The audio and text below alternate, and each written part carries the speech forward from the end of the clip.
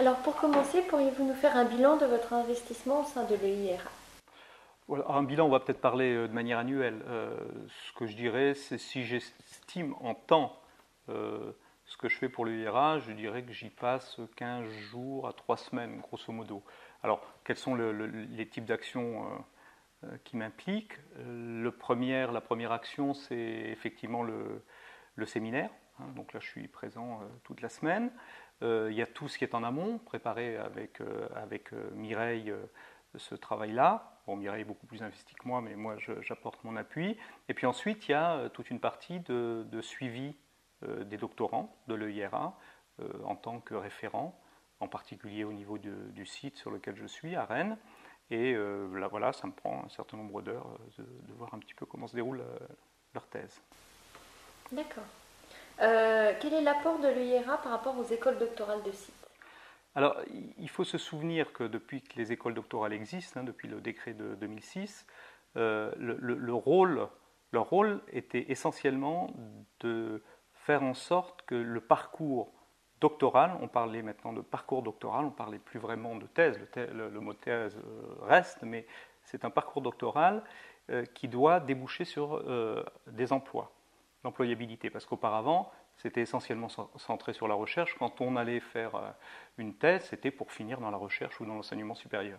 Maintenant, ce n'est plus le cas.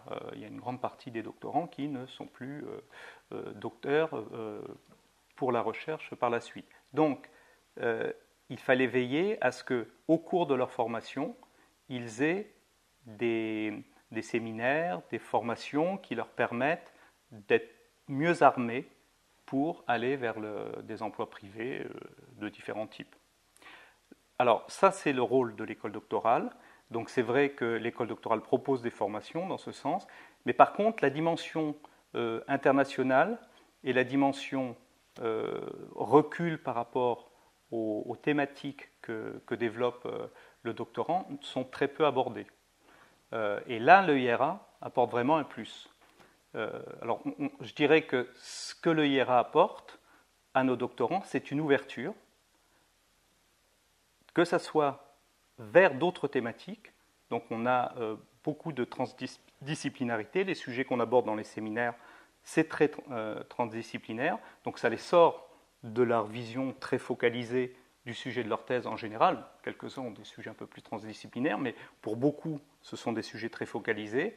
Et l'ouverture aussi vers l'international, justement pour qu'ils aient une autre dimension, qui n'est pas que la dimension franco-française.